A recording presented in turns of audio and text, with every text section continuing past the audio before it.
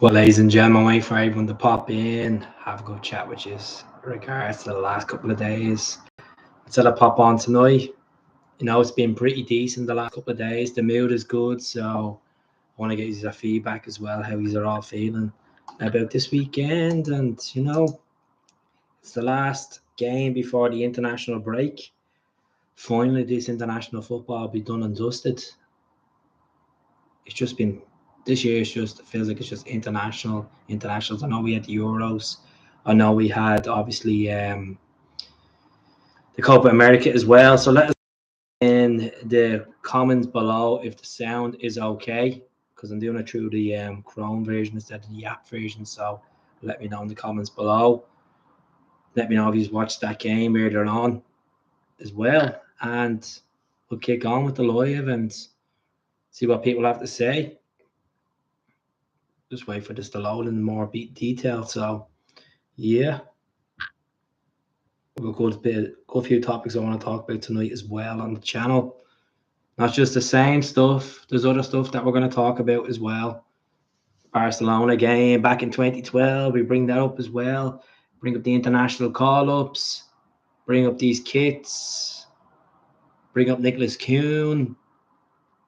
3-1 up and up the Apostle. Are we talking about the game the other day? Are we talking about the game ahead this weekend? So let us know in the comments. Good to see you in, Roberts. Good to see you in. We're just still coming down to reality, how we conducted ourselves the other night in the Champions League, how we went on to beat a team that's second in the Bundesliga and absolutely smashed them off the park as well. Okay, they're pretty decent Red Bull for about 15 minutes of the game, and then obviously we were dominant. The home form is picked up at Celtic Park. It is starting to become a fortress, and we need to tie down Alistair Johnston. We need to tie down our key players. It's just the energy levels. I think we're going to a new level under Brendan Rodgers. I know, Matt, I think this time last season, people were complaining the state of the play, the injuries, dropping points. We've completely torn the corner for the better. And when I say that is that we're beating teams by 5 goals sometimes. And it's not even sloppy goals. The way the build-up play, the finishing, bringing the recruitment in the summer, the likes of Arnie Ingles, still getting there, still showing signs. He's going to be a good player. Bring the likes of Luke McCown in. He's after scoring a couple of goals for Celtic so far in the league as well.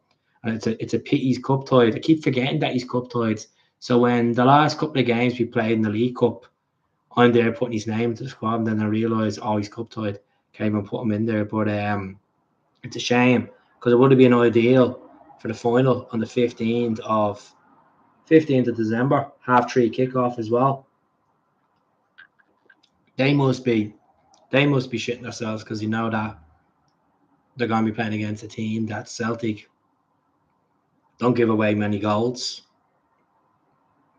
And very aggressive attacking. They have a cracking leader, Callum McGregor, who just steers on the team. And, with Callum not playing for Scotland, he's just going to get his energy levels up another level. And yes, he's in his early 30s, but wealth of experience now in that Celtic shorts. Learning from Scott Brown, taking the reins over back in 21. There was doubters. I was one of them. Didn't think he'd be able to cut it. And he just got in there, got his big wins, especially that game at Celtic Park, the 3-0 game after Christmas when we went top. That was one of Callum McGregor's best performances in the Celtic shorts. The way he conducted himself that night, the way he came back from injury after picking up that injury against Alloa. Even, I remember we played Hearts a couple of weeks before that at Tynecastle, and he was there in the stands. Like, that's the mentality you have. That's a skipper right there that's always going to be showing up. And people might say, oh, well, he's the captain. He has to be there anyway. You're injured. Some players don't travel. Simple as that. But Callum's just been an absolute revelation, since he took that captaincy. And he was good before that, but He's moved to another level. So let's see what he's saying in the comments. Not much coming through. It's been a quiet night because I think people are focused on watching the Europa League. That's completely understandable. Kyogo's been called up for Japan. Rio's been called up for Japan. And Maeda as well. So just get the comments in, folks. I can see Robert's in from Postle. Up to Postle. Let me know what you think of Nicolas Kuhn's goal the other night as well. I honestly, the people going around saying that he didn't mean it. Of course he meant it. 100% he meant it.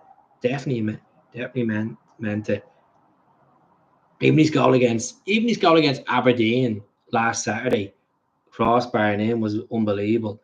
He's just going to be a massive player for us, folks. A massive player. And I would not be surprised, as much as I said this the other night, there will be probably a bid or two from random clubs out there trying to sign him if he keeps up this form. And we need to understand in football, players are going to be linked when they're on top form. Players are going to be linked, and he's not for sale. He's in a long-term deal. He's going to be at Celtic for another 4 years. He's enjoying his football in Glasgow. Don't blame him when you have the best supporters in the world, when you're playing Champions League nights, when you're banging goals in the Champions League, scoring 2 goals against your former club in the Champions League. That just shows the hunger, the drive of Nicolas Kuhn. And yeah, I was saying to myself, right, you know what? Like, he's left footed. Why is he always playing the right flank? It all makes sense when you think about when he cuts in, takes on to his left, and hits them strikes, them thunder strikes, them absolute thunderbolts. But it's been unbelievable. And as I said, we're looking at probably a 25 to 30 million player on our hands, and he will develop and get better. But his job, his sole focus is turning up, doing his training, providing assists, scoring, and helping us win trophies. Hopefully, we'll have one trophy in the bag before Christmas. We are favourites, but we need to not get ahead of ourselves. We'll take Kilmarnock on Sunday. So the Kilmarnock game, folks, is on Sky Sports. It's on Sky Sports Football.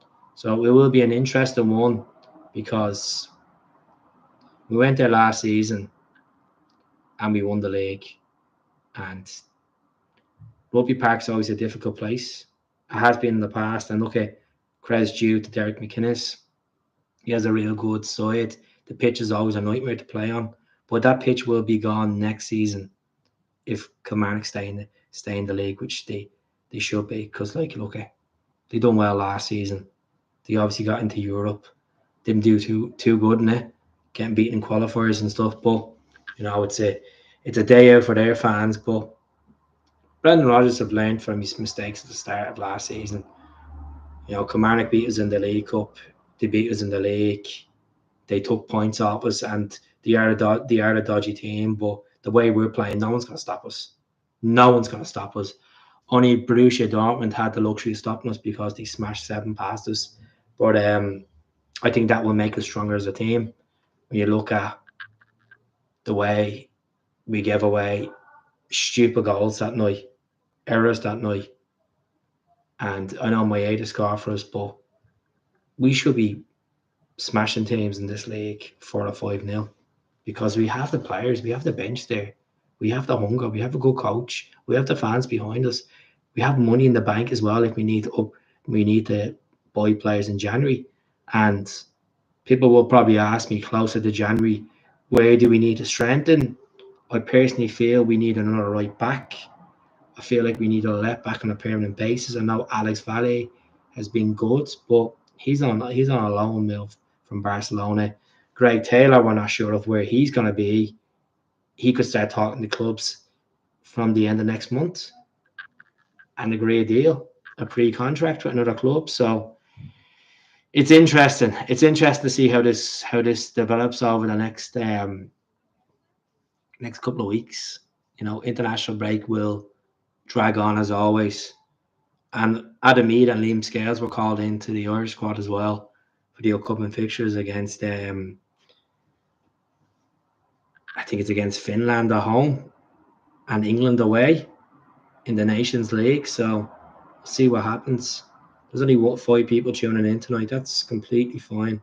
that's fine, folks. As I said, I thought I'd pop on for a few minutes and see what's happening. See what's happening. I'll start announcing when I'm going to be doing this podcast. I was meant to do one last night, but wasn't meant to be.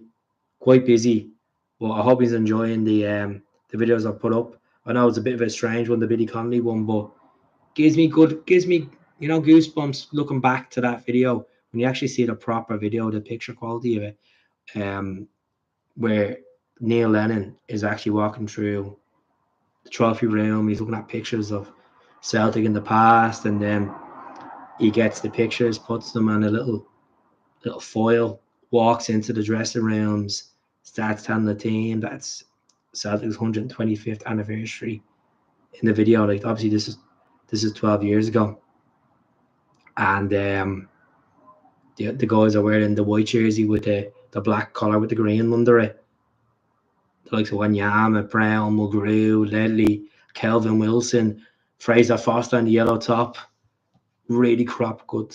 And then that following night, what did Celtic do? Celtic recorded one of the biggest wins in the club's history, playing against the best team in the world at the time, which was Barcelona. They had Alexis Sanchez, Song, they had Iniesta, Xavi, I think they had Puyol, the PK, Victor Valdez, Mascherano, like, absolute warriors on that pitch. Guys that went on and won Champions Leagues, La Ligas, Copa del Reyes, and for Celtic to play Barcelona, I think we only had 160 touches in the whole game. I think, to be honest, I could be wrong with that statistic. Don't even call it a statistic. We went on and just showed up, defended well. Charlie McGrew always said that he actually ran 17 kilometers that night. He had one of them things on that does all the stats for you compared to Messi's 9. McGrew was unbelievable. He played centre mid that night. He was absolutely class. We didn't even have Scott Brown that night, but we were unbelievable. Like Barcelona, only for Fraser Foster. They could have had 5 or 6 that night, and Fraser Foster turned up and he was just outstanding. And you go back to the way we scored that first goal with Mulgrew crossing into Wanyama, bang, unbelievable stuff. And I felt like after it was like, oh my God, they're probably going to hit about 4 or 5 against us. But I just think the whole spectacle, the anniversary, the up, playing against one of the best teams in the world, some people, I know Graham Souness compared Blackburn and Celtic to men's versus boys, but it felt like men versus boys that night when, the boys were dominant. We were dominant. We went out, conducted ourselves, counter-attack. Tony Watt comes off the bench towards the end of the game, gets that goal, and Celtic Park is in hysterics. And it was a win that I knew we could do it. I honestly knew we could do it. I knew, nothing's impossible when it comes to a European night at Celtic Park. And the way we done it, as I said, with the minimum amount of possession, the minimum amount of pass, the minimum amount of chances that we had, it was a proper performance. And it's probably, as me as a Celtic fan, supporting them since, the early teens, I've seen amazing cup finals. I've seen really good league games. I've seen big European games, been to big European games, but the Barcelona match was probably the top, one of the top games I've ever watched. It just the roller coaster of emotions of, oh geez, they're going to get the ball, they're going to smash a few passes, and Fraser was there, and even the new camp, which were unfortunate to lose in the new camp. We played well that night, and I remember Neil Lennon, Charlie McGrew saying at one of his events I went to, he said Neil Lennon gets the ball in the new camp in the dressing room and says, see this? You're not going to see much of this for the night. And, Samara scored that night. I remember it quite well. But one of the best European results, Celtic beating Barcelona in all time the Champions League, as I said, all against the odds, playing against the best team in the world. Victor Wanyama. I know he was at the game the other night. Tony Watt. And it's a pity that Tony Watt's career just declined after that. He didn't even start his career proper. It just declined.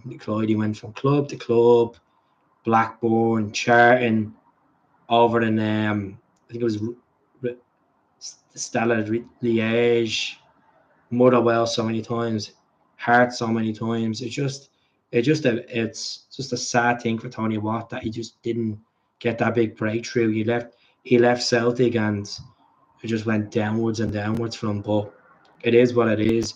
We'll remember him for that goal. He's got a good few goals for Celtic, Tony Watt. I think he scored against Dundee United away. I remember when he came off the bench against Motherwell.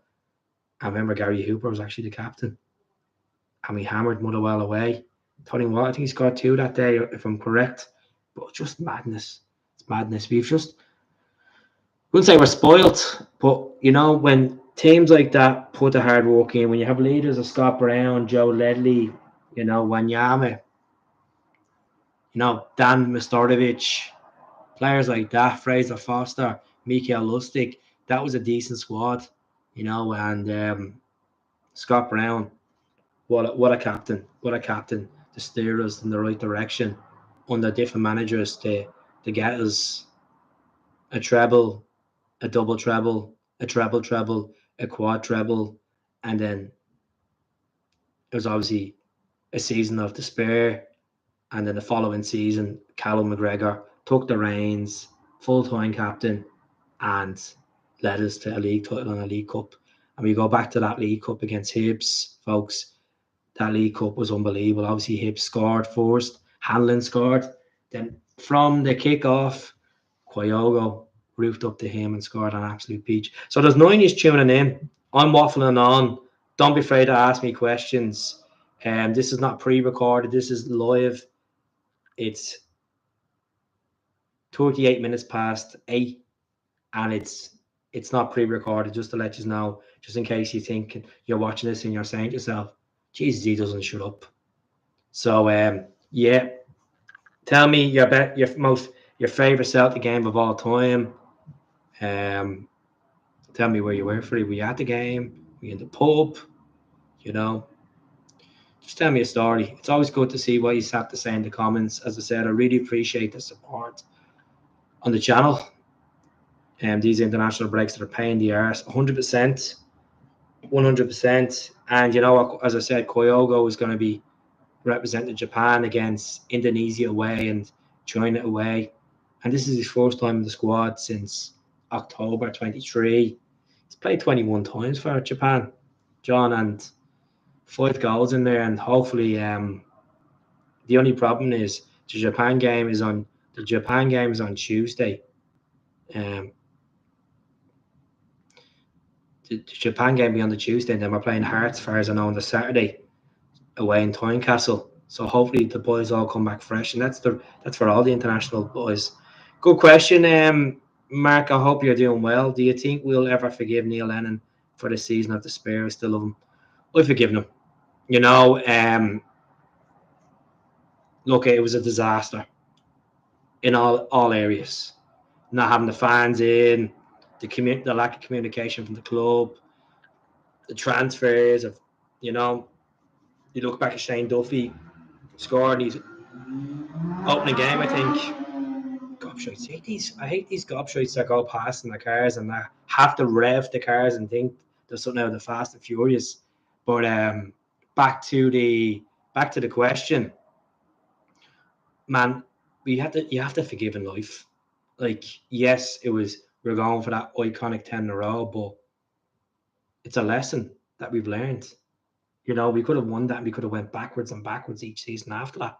You never know. And drinking some orange tears, by the way. But we got Ange in the door, and it is what it is. I felt really sorry for Neil Lennon at times. I was very frustrated with looking at Neil Lennon on the sidelines. He just looked like he was just burned out. But at the same time, some people are just like, he's just annoying to watch. Look at Neil Lennon as a man is an absolute legend. As a captain, as a coach, as a player, his mental capacity to do what he dealt with in the years as a Celtic manager, as a Celtic player, getting death threats, just shows the mentality. And I wish Neil the very best. I love to see Neil back at Celtic in some sort of capacity one day, not as a manager, definitely not as a manager. He had his managerial stints, and people need to remember about Neil Lennon. I know Rodgers obviously left for Leicester, and it hurt us a lot. It hurt a lot of people when Brendan left, and Neil Lennon came in. And you know what? I knew when Neil Lennon was appointed as a caretaker manager to the end of that season. I knew at that time I was like, you know what? Nothing to worry about here. Yeah, there's Scottish Cup games. He has to play away to Hearts at Tynecastle the following night. He used to play Hibs on that Saturday. And it was just like he was never away when Edward scored that winning goal. How's it going, Ryan? Hope you're well. Hope you're doing well. Folks, I do apologise if there's noise in the background. Where my laptop is situated is right beside the window, and there's a set of traffic lights under it, and it's a main road. So if you hear cars going past, sirens going on, I do apologise. I know it's a bit of a buzz killer, but it is what it is. I forgive Neil Lennon. There's no point of, because what I think about is, why should you judge one bad season compared to what he's done with all the other good seasons? Think about the good times than the bad times, as I always say. I always say that if you're in an argument with a friend or a girlfriend or a boyfriend, and they bring up the bad times because they're angry, you just turn around and say I counter with the good times. You can't always linger on bad times. The world has too much negativity and bad moments in it. You got to think of the good times. And we're blessed as fans to have treble upon treble, to be middle table in the Champions League format, with contention of actually playing knockout football. As I said the other night in the channel, I know there's a good few of you watching, and I'll say it again. If we win a treble and we get into the Champions League playoff round, I think that is probably the most perfect season you can go. People might say on the channel, can we go invincible in domestic football? We could, but the hard work has to pay off. If them players want to go invincible, like what Brendan Rodgers done in his fourth season as a Celtic manager, they have to put the work in. So see these show ponies like Lewis Palmer, if he actually wants to make a statement in the Celtic shirt, prove it. If Yang wants to walk and make a statement, prove it. So yeah, see what happens. Like, it's too early to talk about invincibles and talk about unbeaten runs. Let's just get past this international break, come back, beat Hearts at Tynecastle, beat the games going into the Christmas period, beat them in the cup final, and that's one job done. Don't take the foot off the pedal. As it says in the description, we're going to a new level. At this time, we're only on third gear. We only get the fourth gear, and fourth gear is winning. Fourth gear is winning the cup and progressing beyond the Champions League stage. That's fourth gear, and then fifth gear will be winning all the derbies, getting into the Scottish Cup and winning it. That's it. It's manageable. It's stressful. It's hard work, and everyone has to play a part. The fans play a part, as they always do. The coach have to get their tactics right, sports science. The players have to be up for it. It's getting the right recruitment in January if it needs to be changed. So it'll be interesting. It really will be interesting. What about the Mighty Hoops boys? Love and life. That's it. It's just you watch podcasts. Like, I'll tune and watch a couple of podcasts when I'm in work, and you can see the difference 2 years ago, how fans were feeling. Fans were feeling anxious. Fans were feeling that Brendan Rodgers could deliver the league the way we were playing, and then he turned it all around from the end of February. And look, it's proven that Brendan Rodgers is getting back to a level. The most important thing as well, bringing the likes of this guy Paul Tisdale in. I know he hasn't been at a big club, I know he's spent a lot of time at Exeter City, and he has over 1,000 managerial games and football and all this malarkey. I know that League One and conference football in England, but having him working with Brendan Rodgers throughout the summer, getting the ethos, getting the vision, the strategy in place. There is a middleman now, which a lot of Celtic fans were crying for years and upon years. I'm one of them. I was always said director of football will go a long way. And I believe that we need to I believe that we need to be more serious about tying down players on better deals. Because if Alistair Johnston goes, which there's no clubs linked to him at the moment, and there's obviously talk of him in meant to be getting a new contract. He has another 3 years left in his deal. He's been an absolute, what can you say? Just a workhorse. He's just an absolute workhorse. He's probably our best right back since Mikael Lustig. And look, I liked Lustig. I thought Lustig had the captain qualities. He had the passion, pushing up, had goals in him. He wasn't the fastest Mikael Lustig, but I think Johnson is an upgrade to Mikael Lustig. Just let me know in the comments if you agree with me.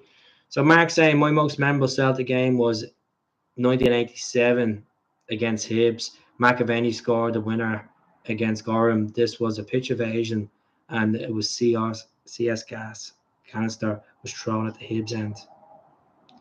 So Pat Bonner was also an incredible made an incredible save. Okay, Pat Bonner, what can you say? The man from Donegal, what he done for Ireland in the Italian 90, unbelievable. What a player for Celtic, one man club as well, remarkable.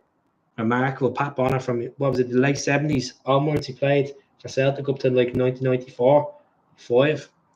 What a keeper! What an absolute keeper! Good things I could say about Pat Bonner. Brendan's doing a great job. Paul Boyle says, even if the board don't like to part with the cash that the fans provide to build a team. Okay, there's no excuse, to be honest with you, Paul. I think, we're not asking the club to go out and spend ridiculous money, but they did make a statement in the last window because Matt O'Reilly was sold for decent cash. Like Matt O'Reilly's, it's 28 million with the add-ons and all that. And Matt O'Reilly's set to make his proper full 90 minutes debut for Brighton. And now look at he came on, made his debut for Brighton, then he got injured within 6 minutes. And I wish Matt O'Reilly the very, very best. From the bottom of my heart, he scored some iconic goals. He was an absolute joy to watch last season. And some fans will be frustrated and angry. We're going back to that time of like Brighton's not nowhere near the club of Celtic statue. Not fan base, no, but they have more. Would you could say they have more money. I haven't seen Brighton's financial reports over the last season or two, but Brighton are a big club, folks, in the Premier League, and they're gonna go places, but they're not. You're not gonna get the love and the affection that you do at Celtic. And look at players like Matt. They just want to get the experience of coming up to a massive club like Celtic, playing first team football. Never imagine playing Champions League football and scoring goals and winning trebles and being adored by the fans. It's all a chapter for them.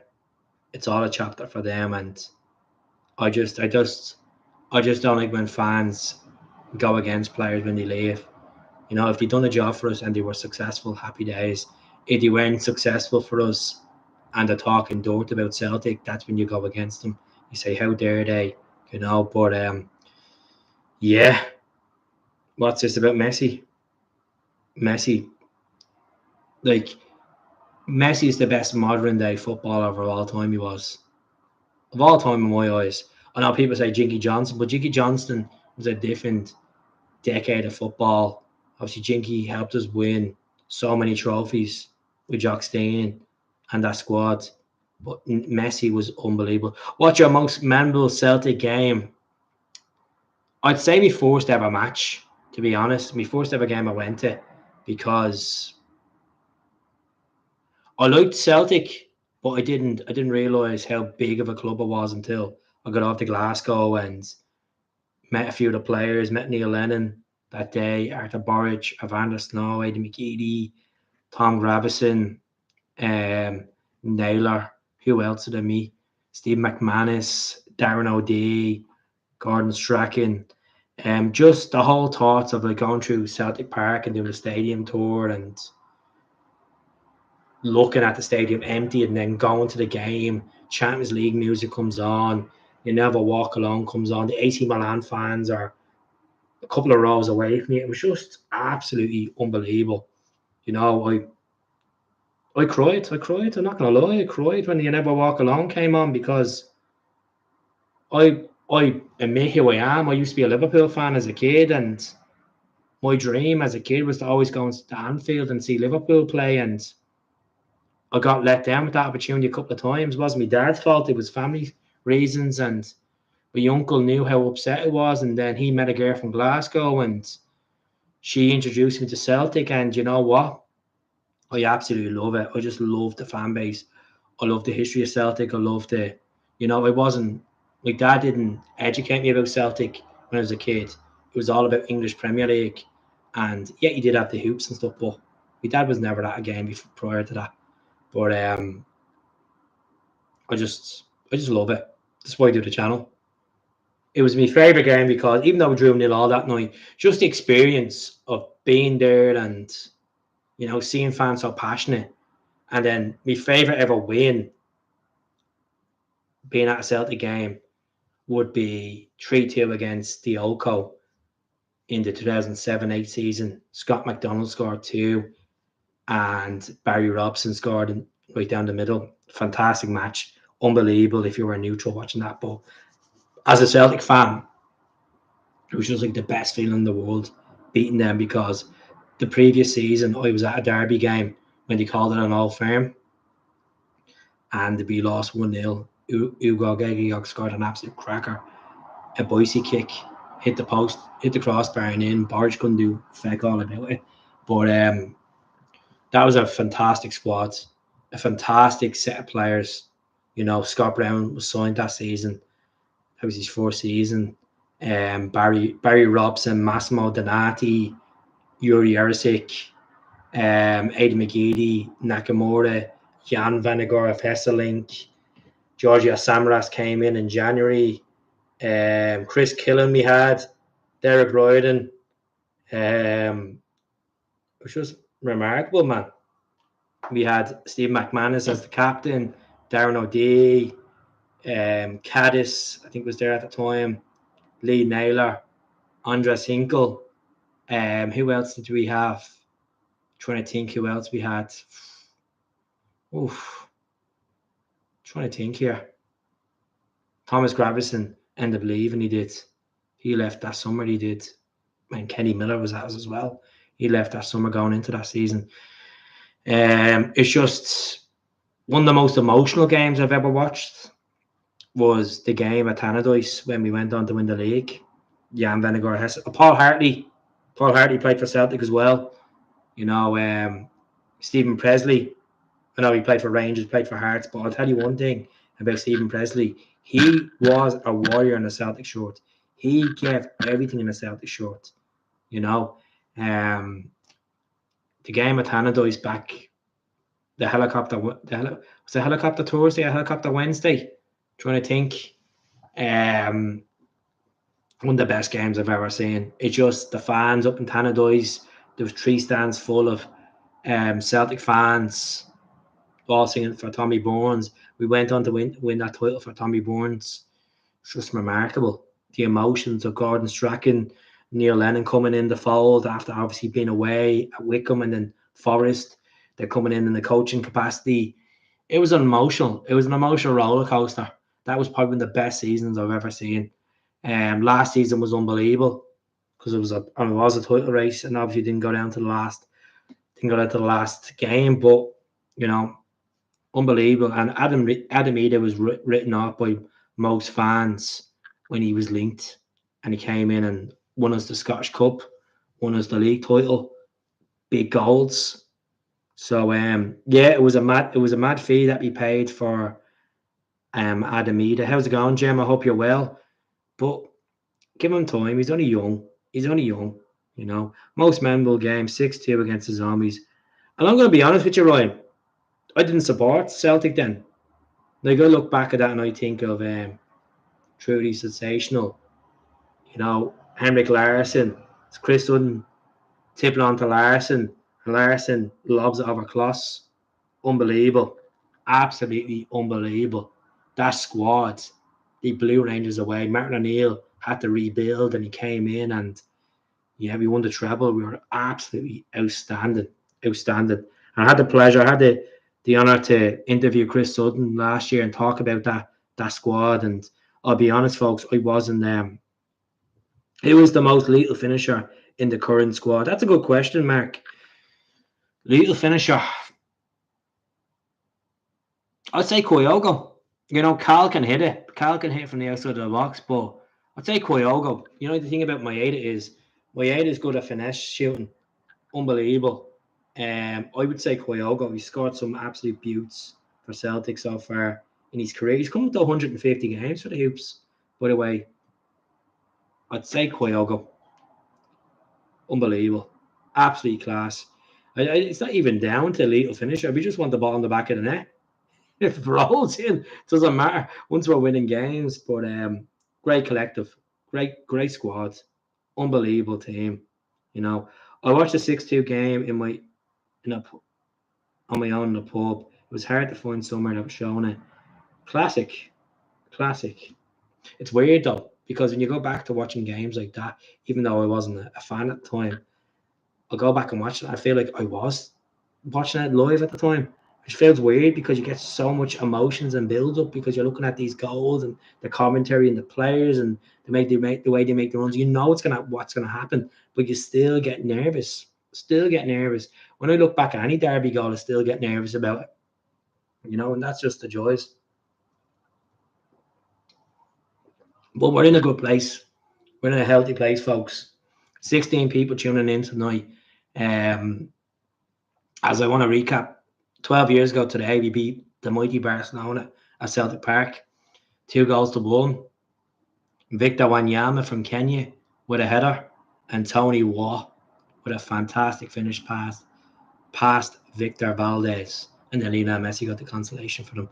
But yeah, what a day. What a night. What a feeling. Going into work the next day, buzzing. I went out and celebrated that weekend like crazy because we beat Barcelona. It's just how proud of the club you were. You know, how proud of Neil Lennon, how proud of him hugging Lustig on the sidelines, how incredible that display was of the original crest and the You Never Walk Alone. Absolute spectacle. Unbelievable.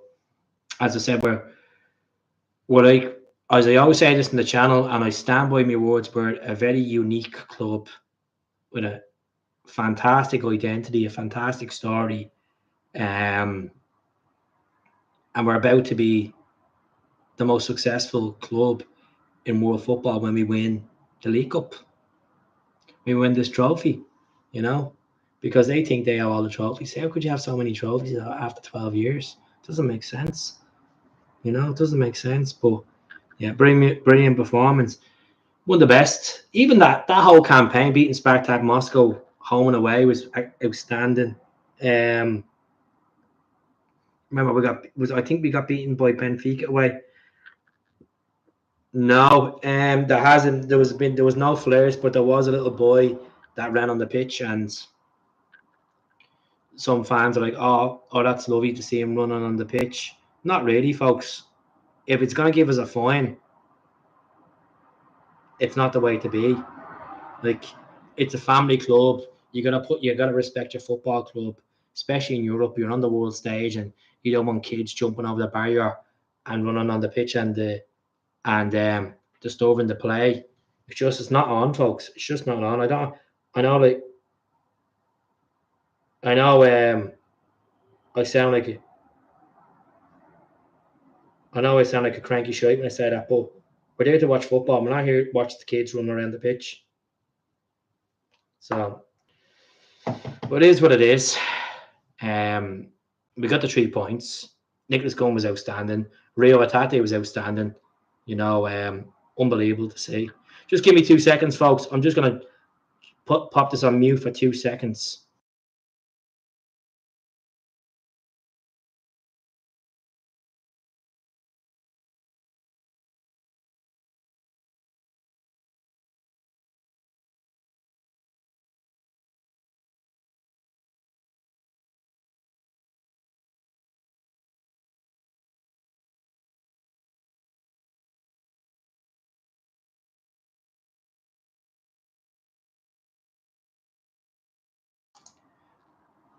Will be will be a 19 grand fine. It shouldn't be happening. First thing, the security should be in on a game, and second of all, if it was an away fan, I can understand that. With home fans, why does this always happen in the Champions League? Like, what do you get out of it? A whole moment of glory for 5 seconds is ridiculous. It's absolutely ridiculous behaviour. But looking to Sunday, folks, 3 o'clock kickoff at Rugby Park. I would be making changes. I'd bring Luke McCown in. I'd change all around, folks. I would actually play Michael as you would. Alistair Johnston. Greg Taylor against his former club. Liam Scales in. Carter Vickers in. Give Trusty a little rest. Or even Vickers a little rest. Callum McGregor. Bernardo. McCown. James Forrest on the right. I know Kuhn is on absolute fire, folks. Palmer on the left and Ida up front. Change it around. If these guys want to make a statement, because the boys were absolutely unbelievable the other night. We can bring these boys off the bench like the likes of Kyogo, Kuhn, Ingles. Bring them off the bench, Atate off the bench. Just change it around. What's the point of us bragging on about a bench if we don't even use it and start different players in different games? I think Eda'd be perfect for Rugby Park as he's shown last season. He was ideal there at Rugby Park. He got in the Kilmarnock players' faces, provided assist or two as well. Yang looked good. I forgot about Yang. I'll be honest with you, Mark. I forgot all about Yang. Yang could be a possibility as well. I just think rotating the squad is good as well. I know people might disagree and say, well, it's one more game to the international break. Go with your strongest squad. Then why does people brag about the bench if you can't change it around? Simple as. As I said, maybe put Vickers on the bench, bring Trusty and Scales in. I won't be playing Naroski anyway, or Welch. I have fair play to Stephen Welch coming through the Celtic youth system, getting the dream, playing in a Celtic shirt and senior level and all that. But my God, he's not the sharpest turning,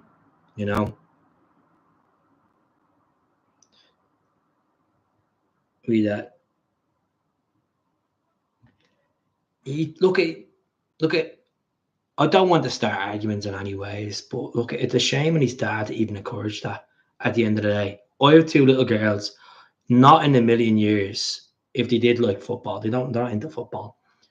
In a million years, if I played into a Celtic game, I'd encourage me kids to jump over that barrier and run on the pitch. And get chased by stewards while your team is winning in the Champions League.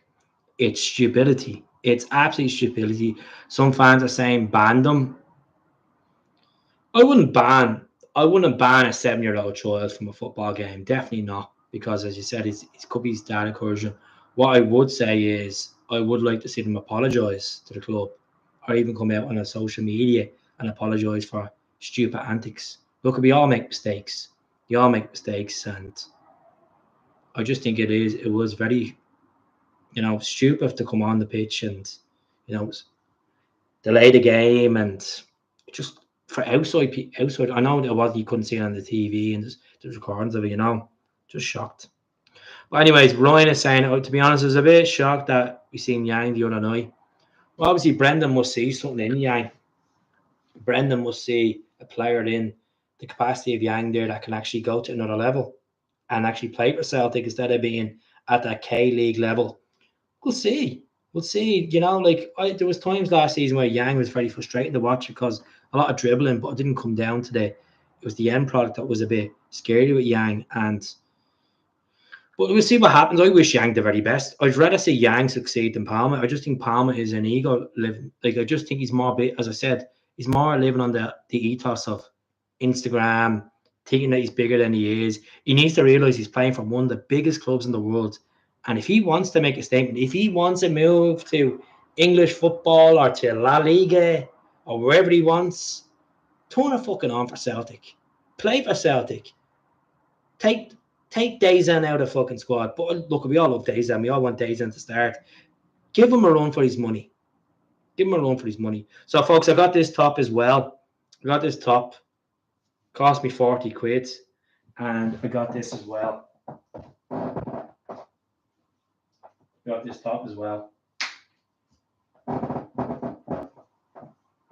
Got this belter as well.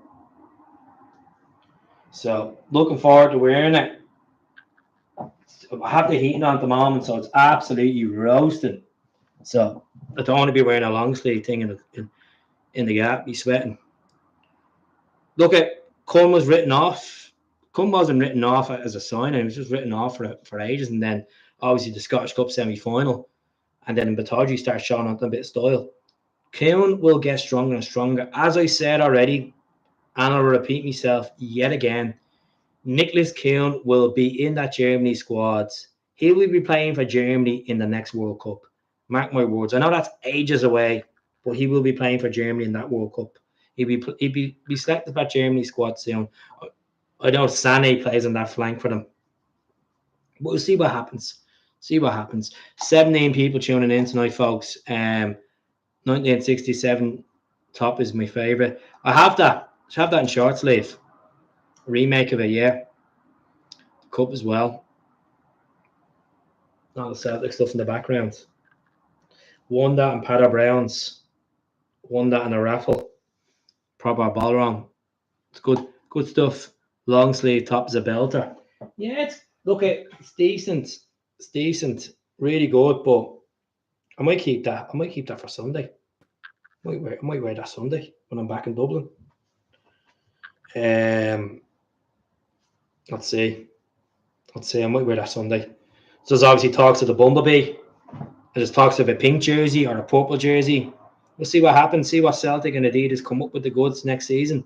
Maybe reportedly a 5-year deal, and we're moving up to elite class as well. Moving up the tiers because we're making them an absolute fortune. But I don't know. This reminds me.